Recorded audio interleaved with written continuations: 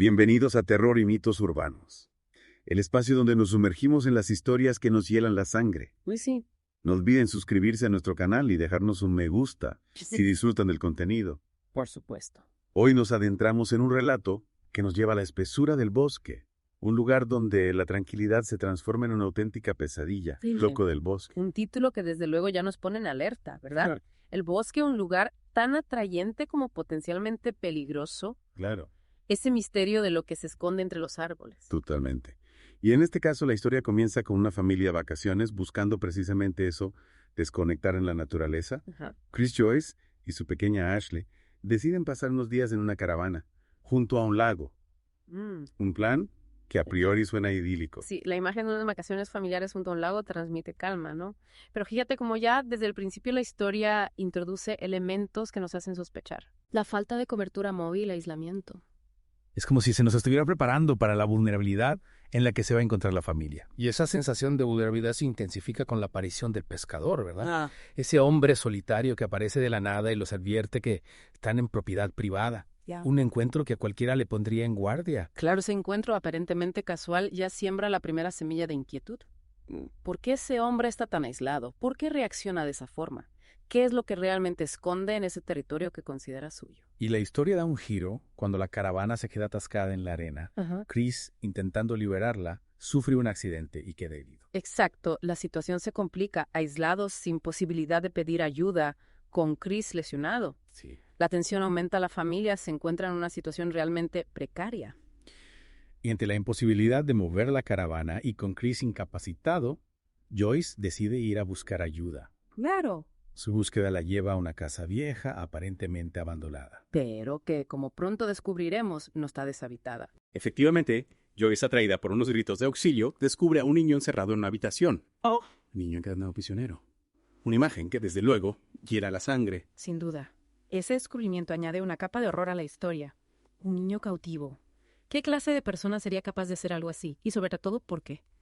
Y la situación se vuelve aún más tensa cuando Joyce descubre que el hombre que la ha sorprendido en la casa es el pescador del lago. El mismo que parecía querer ahuyentarles de la zona. Resulta ser el carcelero del niño. Es un giro argumental que nos deja con la boca abierta, ¿verdad? Totalmente. La historia nos mantiene en vilo constantemente. Y en este punto la pregunta es inevitable. ¿Qué relación hay entre ellos?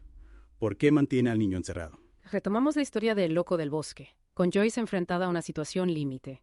Recordemos, está atrapada en la casa del pescador a descubierto a un niño cautivo y ahora se encuentra cara a cara con su captor. Una situación que nos deja sin aliento, ¿verdad?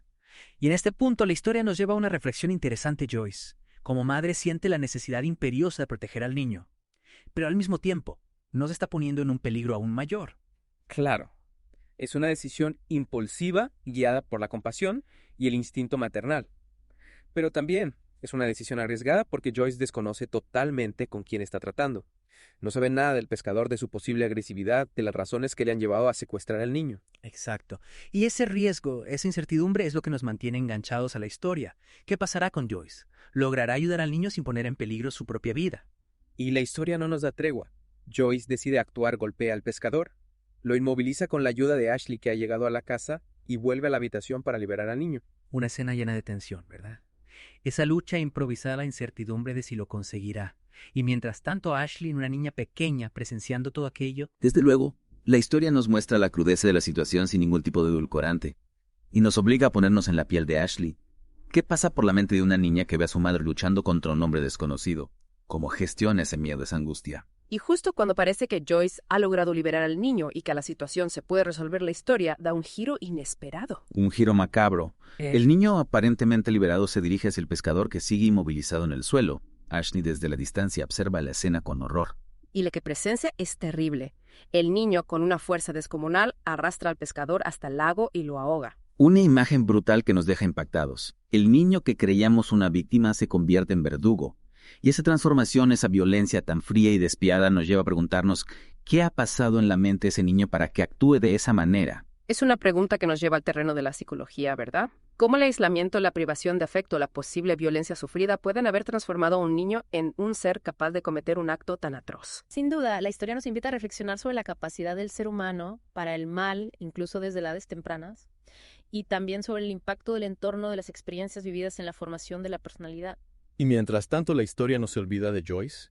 La última imagen que tenemos de ella es en la casa dirigiéndose a liberar al niño.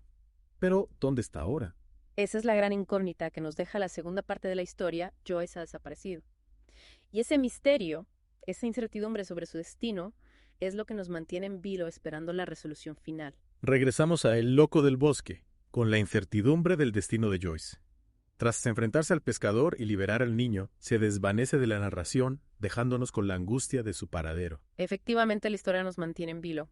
Joyce, impulsada por su instinto maternal, se adentra en la casa para ayudar al niño sin imaginar la espiral de horror que le aguarda. Y esa espiral de horror se materializa en el sótano, ¿verdad? La historia nos traslada a ese espacio oscuro opresivo donde Joyce recupera la conciencia. Un sótano que se convierte en una metáfora del horror más profundo. La oscuridad, el hedor, a muerte las cadenas que atan a Joyce. Todos esos elementos contribuyen a crear una atmósfera de pesadilla de la que parece imposible escapar.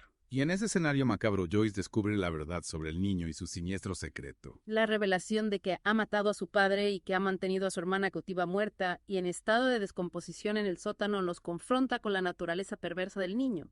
Una perversión que se ha gestado en la soledad, en el aislamiento, en la violencia ejercida por el padre.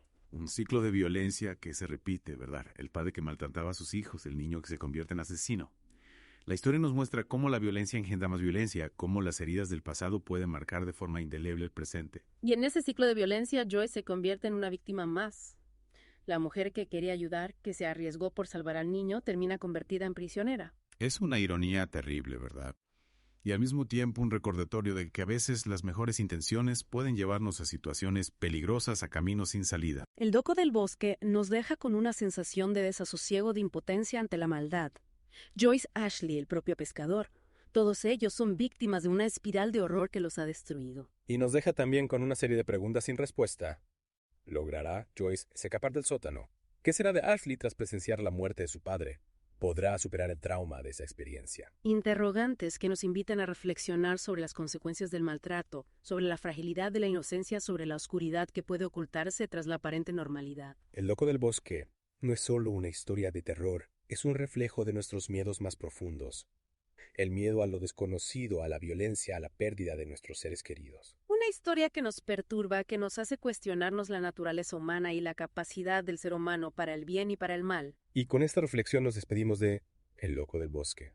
No sin antes recordarles que pueden suscribirse a nuestro canal y dejarnos un me gusta si les ha gustado este episodio de Terror y Mitos Urbanos. Esperamos que esta inmersión en las profundidades del terror les haya hecho pensar, sentir y sobre todo recordar que a veces la realidad puede ser mucho más aterradora que cualquier ficción.